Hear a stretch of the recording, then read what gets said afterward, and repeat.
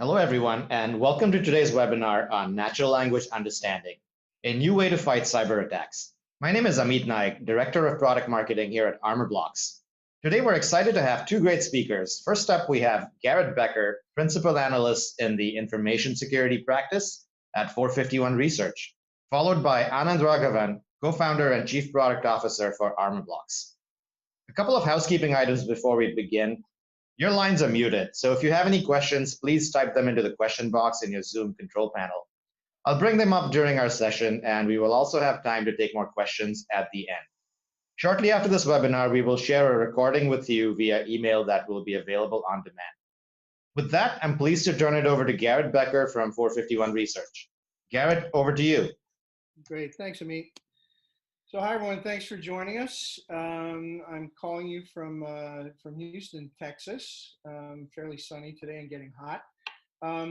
So just a few words about me before we get started. I'm one of 7 analysts on the security team here at 451. My 2 primary coverage areas are anything related to identity or data security. So it's a good fit for today's topic. And I also spend a lot of time researching how identity management and data security are applied to new architecture. So I spend a lot of time looking at things like cloud security, IoT security, et cetera, since they're both important controls for all those areas. Next slide, please. So for those of you who aren't familiar with us, just a few quick words. 451, we are founded in roughly 2000. We've got about 250 employees and about 120, 125 analysts like myself. We publish over 4,500 reports, I'd say, and in information security alone, we track close to 3,000 vendors, so it's pretty broad. The one thing I like to go over in all the webinars, a lot of people wonder where the name came from. Any of you science fiction fans might have guessed it came from the novel Fahrenheit 451 by Ray Bradbury. Next slide, please. So quick agenda before I dive in. Key points I wanted to hit on. First of all, we'll talk a little bit about how new architectures are creating complexity and how data is more distributed than ever. We'll talk a little bit about compliance and how we've got some data showing that compliance is making a little bit of a comeback.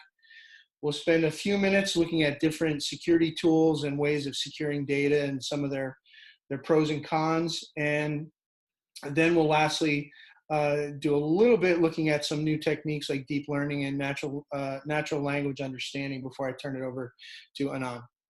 So this first slide is from a service we have at 451 we call Voice of the Enterprise, or VOTE, where we survey several hundred senior level IT decision makers throughout the year, and we produce different services. One of them is around security.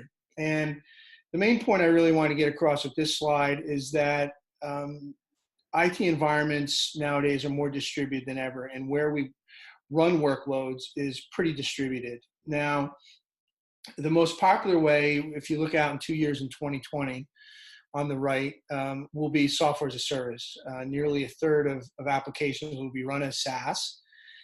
Next after that will be infrastructure and platform as a service at 19%. And I also thought it's interesting that traditional on-prem data centers will still be holding fairly strong at 17%, although that's quite a sharp decline from 2018. But I think the bigger point here is the diversity of the different ways to run applications. And I also think for our purposes in security, it creates new challenges, both in terms of managing all this and also securing it. Now, from a data security perspective specifically, this means our data is more distributed than ever. We've got data in SaaS apps like Salesforce or Workday. Maybe we're running custom apps on Azure or AWS. We're maybe running cloud-based email like Office 365 or G Suite. And so it certainly creates some new challenges in terms of security. Next slide. Really quick point I want to make with this slide, but not only do we have to worry about cloud and different types of cloud architectures, we also have to worry about mobility and BYOD and IoT, and around the corner we've got microservices and serverless coming. So really the point of this is we've got a lot of complexity, and this complexity certainly makes it hard on the folks whose job is to secure everything. And certainly when it comes with respect to data, it makes it really hard to figure out where our data is. I talk to a lot of firms that really don't have a good handle on where their data is, what its sensitivity level is, which in turn makes it harder to detect breaches and potentially lost data. Next slide. Now, just to touch on that point, on the data security side, this slide shows some more vote data with respect to CASB, Cloud Access Security Brokers. And that's a new segment of security that emerged in the last 5 to 7 years, dealing with mainly SaaS applications and securing data in SaaS applications. And the initial problem that CASB's really were created to solve was around the shadow IT, and this idea that most firms' employees were running hundreds, if not thousands, of SaaS applications that the IT had no idea were there. That's become somewhat table stakes these days. In fact, if you look down the list, hopefully you can see that it's about 10% these days. So it's a lot less important than it used to be. But the number one is DLP, which I find is really interesting. Scanning for sensitive data, whether it's in Box or Dropbox, or again, cloud-based email, has become a really popular use case for CASB. Next slide. So in addition to complexity, we also have to deal with regulatory compliance. And as I mentioned earlier, compliance was the number one driver of projects and spending and security for a long time. In the past couple of years, we started to see that tail off a bit, but thanks to, I think, things like GDPR and GDPR-like regulations in other countries, and we also have CCPA coming in California, has really put compliance back in the driver's seat. And really what this means is that, compliance now can come with some pretty hefty fines and penalties if you don't know where your sensitive data is and where it's stored, and also how to protect it. So what else did I point out on this slide is, it's a top project, and certainly been a big driver of interest in data security and email security as well. Next slide, please. Now, the main point I want to make on this, and as I think Anand will touch on it a little bit later, but email remains a top attack vector. And I think it's 96 or 94% of all attacks nowadays start with email. And roughly a third of all breaches are actually somehow related to phishing.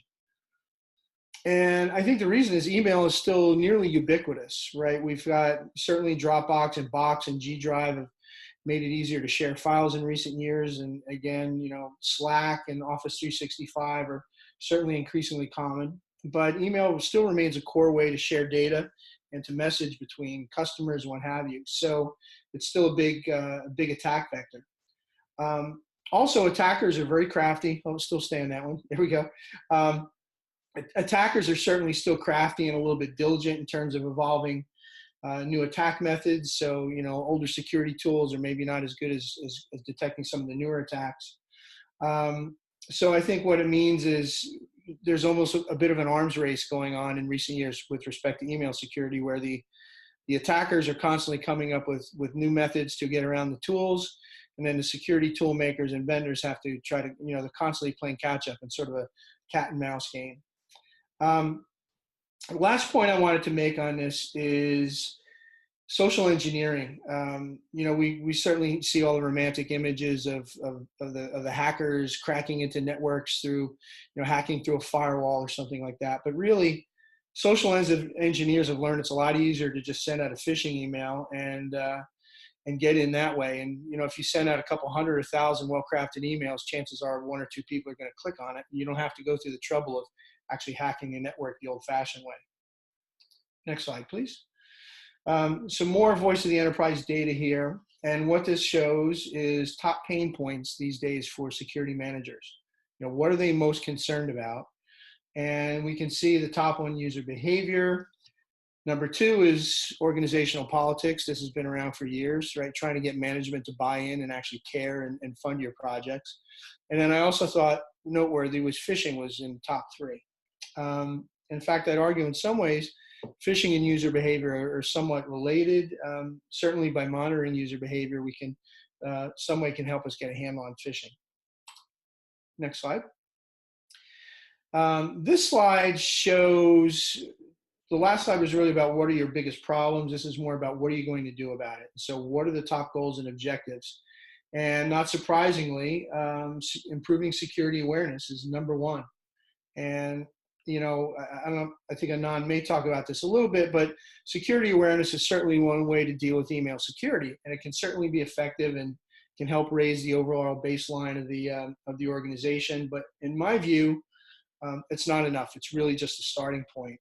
And again, going back to the point I made earlier, you only need one person to fall for a phishing attack, and you're basically potentially breached. So no matter how diligent your employees are, they may come in on a Monday morning, or they may be tired, or they may just not pay attention, and before you know it, they respond to a phish, or they click on a link that they shouldn't, and they're breached.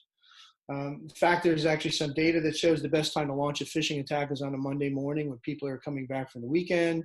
They're maybe a little sluggish, their mailbox is full, and they're trying to get a head start to their week, and maybe they're just not paying as much attention as they normally would, and they get sloppy.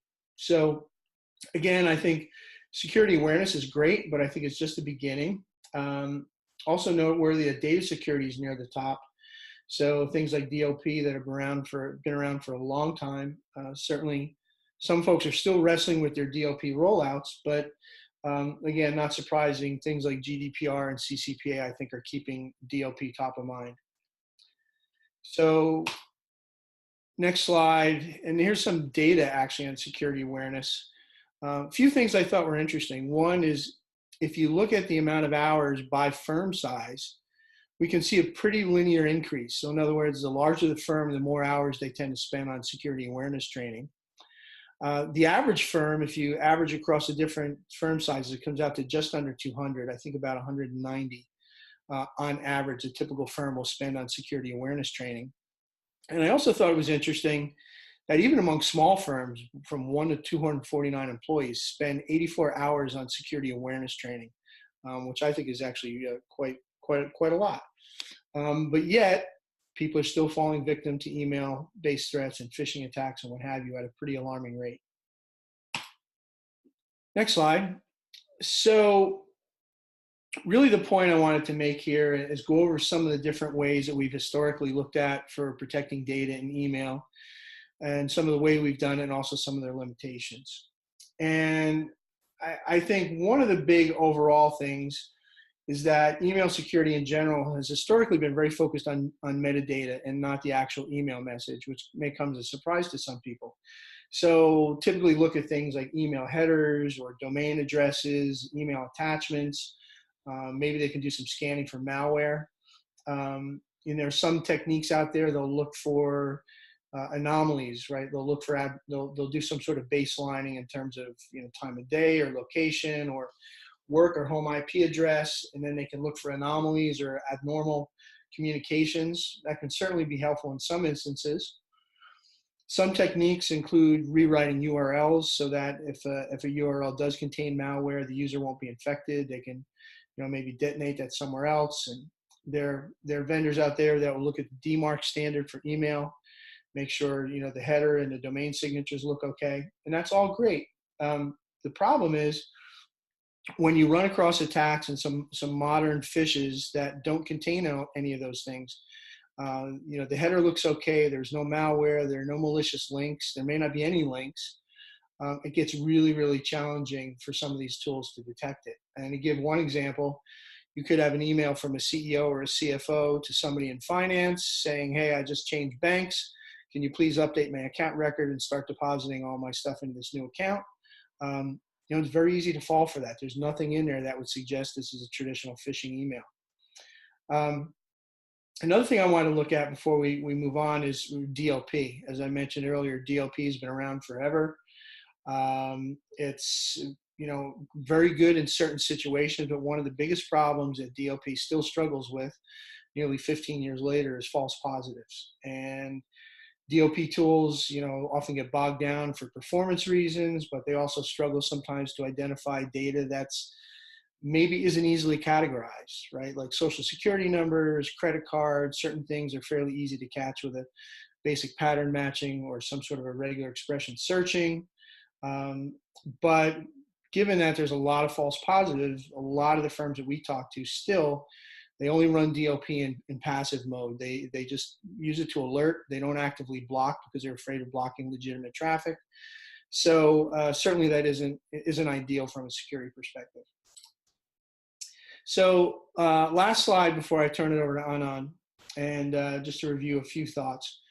Really, from my perspective, and this applies to security in general, there's no single technique that captures all threats. There's no single email security or DLP technique to rule them all. Certainly, there are a lot of different techniques that attackers use to breach our networks and steal data. So obviously, we need to consider multiple approaches. Now, Anand will talk about this more in his segment, but we've certainly seen a rise in recent years in traditional analytics and machine learning. If you go to RSA or Black Hat, you certainly hear, lots of buzz around the show floor about machine learning and AI. That's certainly great. Typically, those techniques can use, do things like anomaly detection or clustering, or maybe they can do classification to try to, separate the bad stuff from the good. And those things can be applied to maybe access events like logins or network traffic, or applied to user behavior. That's all fine. But if we get into newer techniques like deep learning and natural language understanding and natural language processing, I can do a really good job of analyzing huge reams of data and looking for very subtle context. For example, understanding somebody's style of writing, or maybe understanding their tone or their intent or sentiment can be also really good indicators of whether an email is actually legitimate or not. And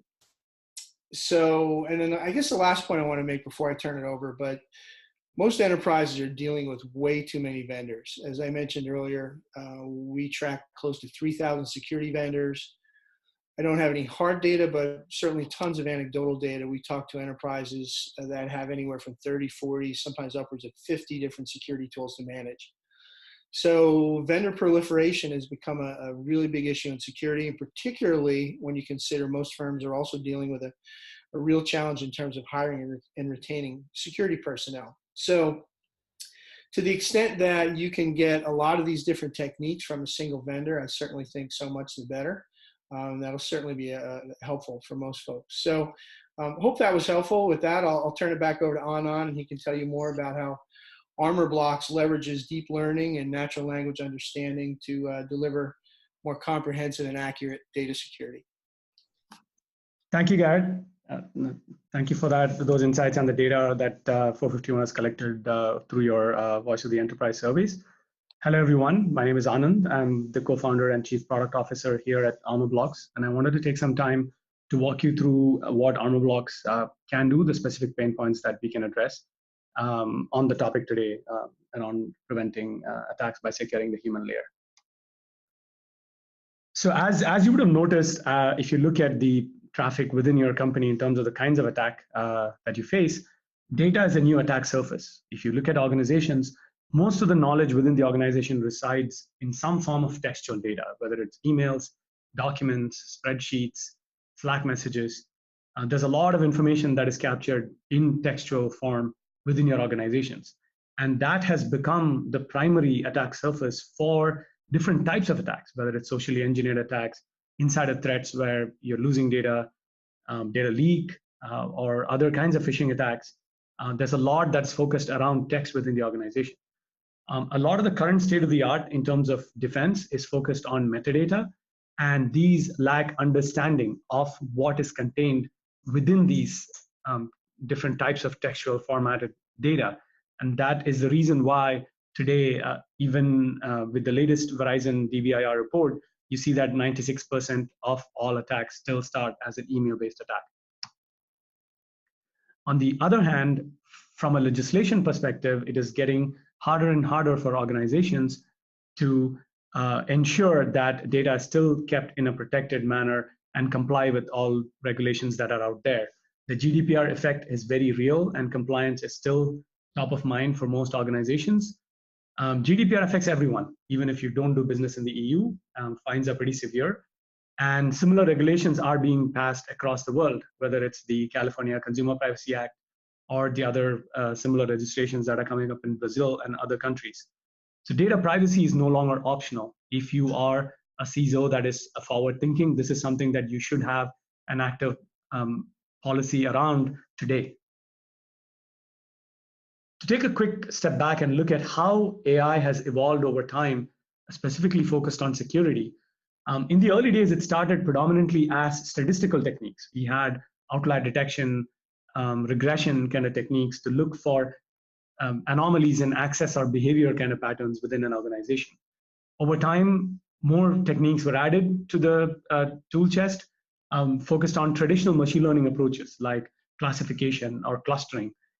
If you look at the spam world, for example, most of us don't worry about spam these days because classifiers have made it pretty effective in detecting and eliminating spam from our mailboxes.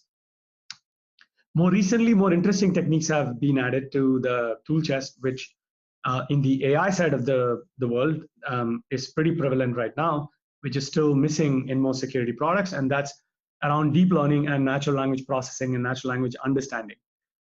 If you look at techniques like fraud detection, where there's a lot of deep learning, unsupervised learning that you can build to identify fraud, or if you look at more modern evolutions around natural language processing that involve co-reference resolution, semantic role labeling, machine comprehension, these are all different techniques that go into the context of the content and identify whether something is okay or not based on what is said in the text, not just the metadata. Those are more modern techniques that have come into play, which one can bring to bear in the world of security to make things better. And this provides a fully comprehensive platform for security across all of these different techniques. And that has been the approach that we've been taking here at Armorblox. So stepping back at the human layer itself and looking at human communications within an organization, there's at least 5 different ways to look at this. In addition to the first 2 things that we think of, which are access and behavior, who's accessing something and how are they accessing it, what device, things like that. There's 3 other additional things which are equally important, if not more. One is the content itself. What is in that email? What is in the document? The second is the context. Why is this document being shared today with a person? And the third is with whom? Who are the parties involved in this communication? Why are they part of this communication? Understanding that as well. So across these 5 different slices of a communication, we're able to detect a lot more information than just looking at only the access, only the behavior. And with those, we're able to provide 4 specific benefits to organizations. One is increased detection efficacy. Because we are looking at multiple different vectors and using multiple different techniques, as described in the previous slide, we are able to increase the detection efficacy. And as a result, we're able to reduce false positives because there is a whole array of techniques that are deployed. Third is to reduce the SOC burden, and I'll speak to that in a little bit, in making sure that alerts are sent in a contextually relevant manner to the people that need to get the alert. And the last is stronger data privacy from a point of view of GDPR and compliance to modern data security laws. So the Armorblox platform cuts across 3 specific buckets, what we offer in the market today. The first one is the email security use case that we talked about. Armorblox provides a pretty broad spectrum of defense against phishing and email fraud, accidental data disclosure, and active awareness training, and we'll speak to that as well. The second is around the DLP aspects of a business, looking at intellectual property protection, user-generated policies. It's very easy to create and deploy policies that protect confidential information that are very specific to an organization. It's very easy to track user behavior if there is access or disclosure of information that's considered private, and general data privacy compliance as well within the organization, which is the last bucket, the governance, risk, and compliance aspect, which focuses on the e-discovery aspects of if there has been something shared with someone, how do you do the search and forensics around that and determine when was it shared, with whom was it shared, and track down the forensics behind that. The second is, of course, looking at PII, PCI, PHI violations and tracking that across the different compliance regimes, and providing role-based access controls to who has access to this information, who has visibility to this within the organization. So So even as a product that you use for compliance enforcement, it has role-based access controls built in. Let's take a particular example, and this is an email example, though I want to reiterate that as a platform, it's much broader than just email. But let's look at this email that's being sent from Joel to Janice, where they're talking about a particular deal that's happening on the 29th, and let's see what a traditional metadata-based detection does for this. I mean, in this particular case, there are no phishing links in this email, so that's a pass. DMARC checks pass as well. Acme.com has its DMARC configured properly. There is no malware, there's no malicious attachment, so that passes as well. And the DLP scan works okay as well. There's no DLP policies that were fired as part of this. But as you would see in the next slide, this was a phishing attempt where something malicious was happening. And let's see how we could track that if you went one level deeper and looked at the context of the text within the email.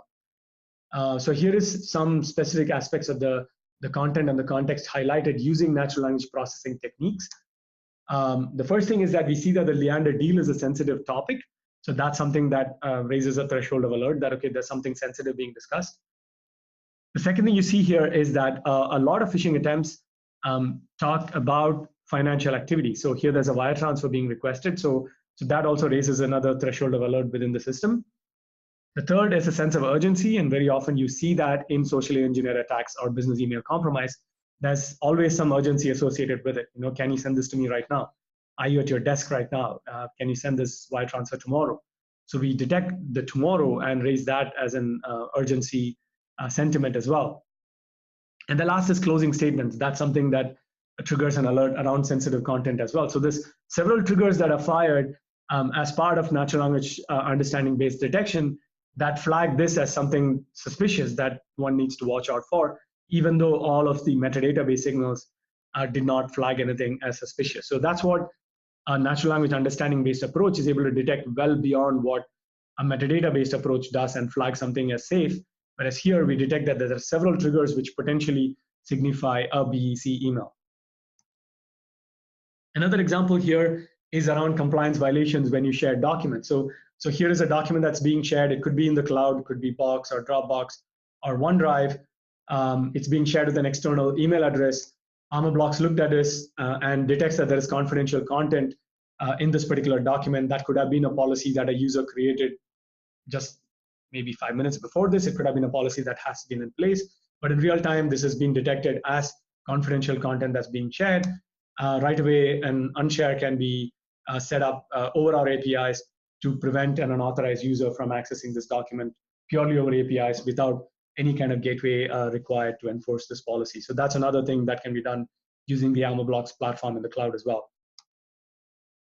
The third example here is accidental data disclosure. As we discussed earlier in GDPR, even if it was accidental, you're required to disclose within 72 hours of the accidental disclosure.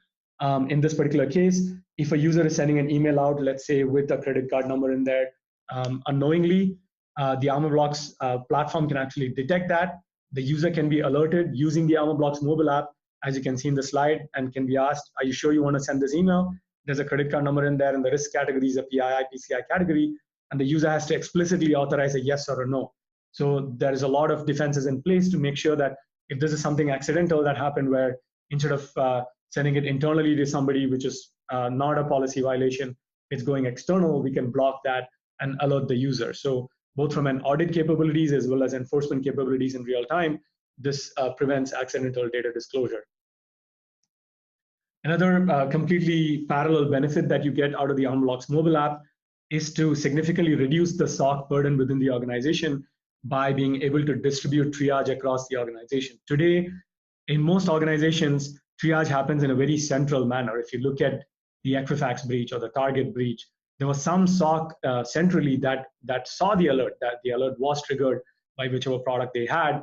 It may not have been raised at a red level, it might have been at a yellow level, and that's a whole other discussion which we are not going to get into in this conversation, but there was some alert that was sent to someone.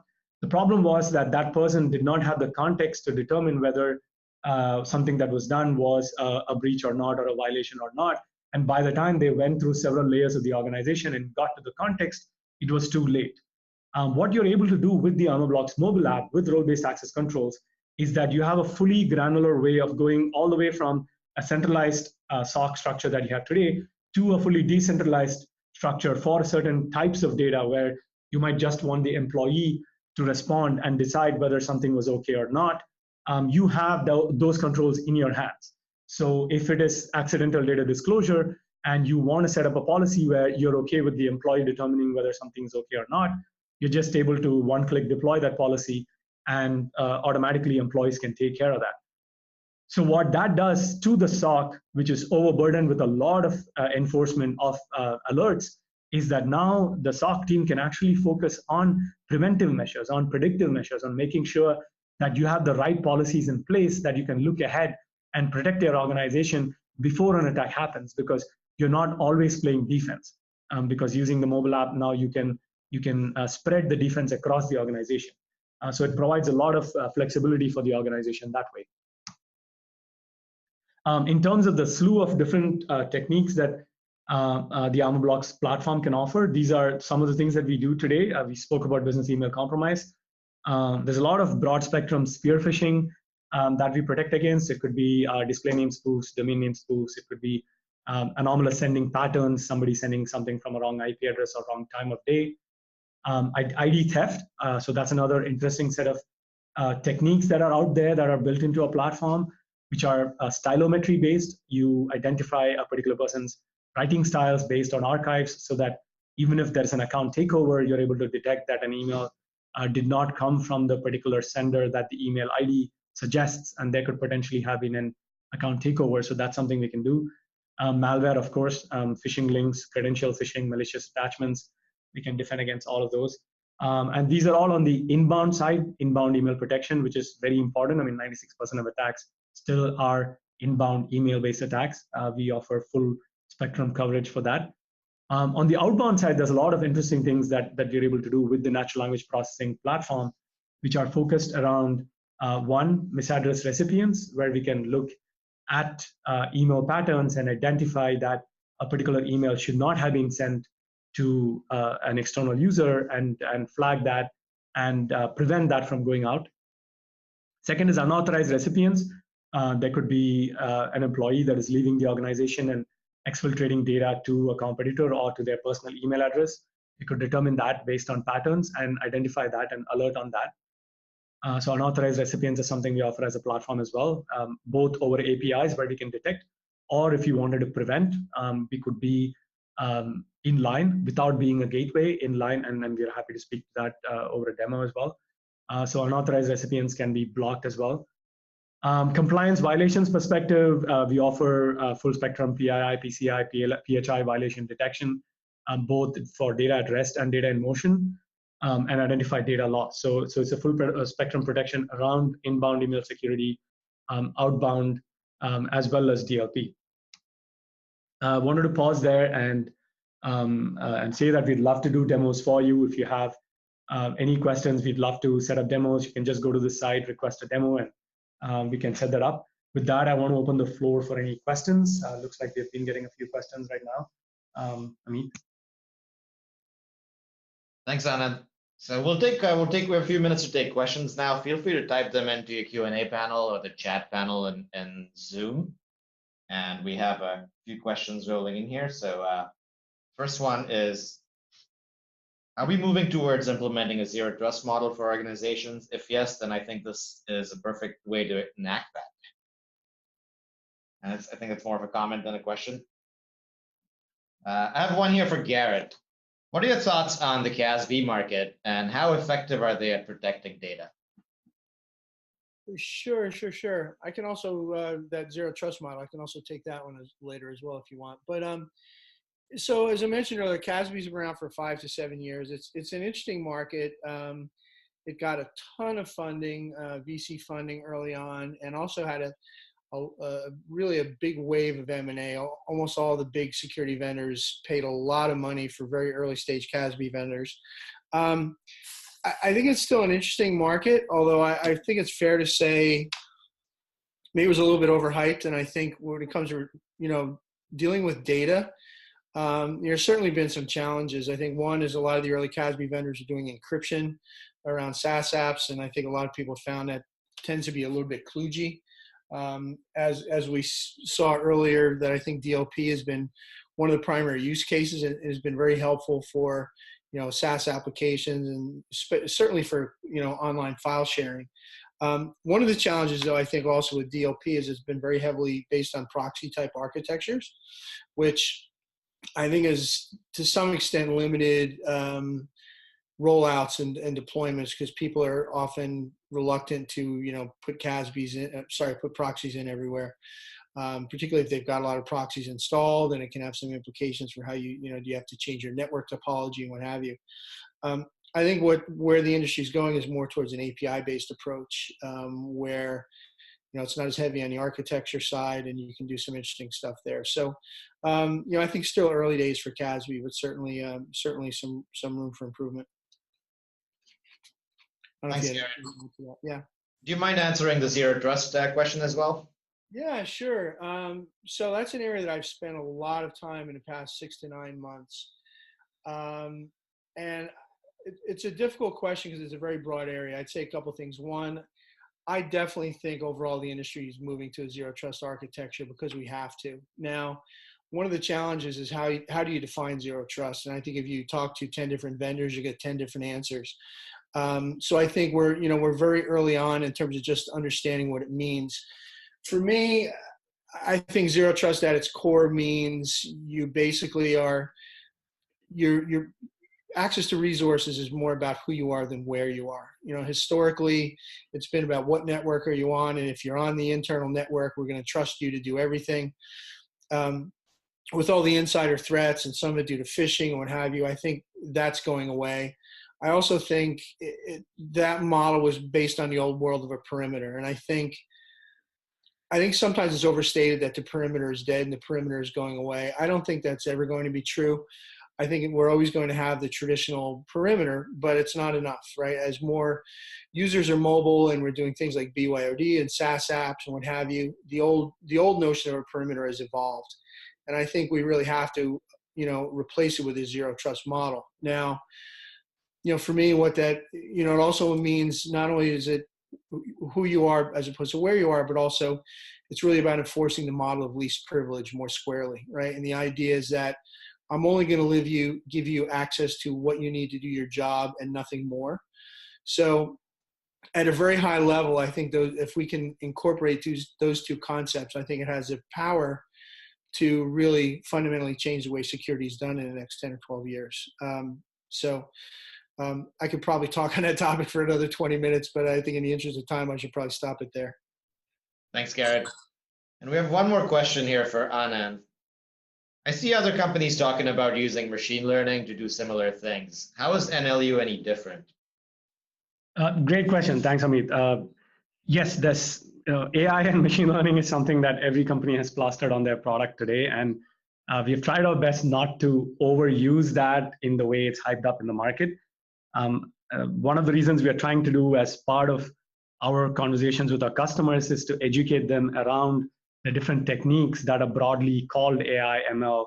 And that's where the time that I spent on the slide with all the different types of techniques, all the way from statistics to NLP and NLU, that helps educate both us in terms of the kind of signals we want to look at, and also the market in terms of what does it mean when a vendor says that they have AI or ML? What are they specifically talking about? And what we have tried to do is that because we look at a broad spectrum of signals, all the way from the metadata associated with a piece of content to deep into the content itself, we use different types of techniques that benefit from different types of these signals. So if we are looking at the IP address, for example, or if you're looking at the recipients in a particular email, like a clustering technique or an outlier detection technique might suffice. But if we are looking at the sentiment in an email, for example, you've got to use specific techniques that are from the NLP world to do sentiment analysis. Or if you take a healthcare example, if you're looking at disambiguating between multiple sclerosis as MS, or Master of Science as MS in a resume, or Microsoft as MS in a log file in a healthcare IT organization, it is important to use a technique like co-reference resolution to make sure that you can disambiguate between these three occurrences of the word MS. Or if you're looking for a call to action in an email and you want to identify whether somebody's asking you to send a W-2 or somebody's asking you to do a wire transfer, you want to use techniques like semantic role labeling in the NLU world to actually identify what is the call to action in that email. So specific types of signals that you want to derive from a particular communication require specific types of techniques. And what we have built is a very broad tool chest of different types of techniques that we can use. And what we're able to do with that is much better detection efficiency, and that comes with better false positives and things like that. So that's where, as a platform, we're trying to bring something totally different to the market. And the best way to see that, of course, is to get on a call with us. We are happy to show you that within your organization. Thank you, Anand. So if there's no further questions, we'll wrap it up here. Thanks everyone for joining today. We will share the recorded version of today's session via email. Until next time.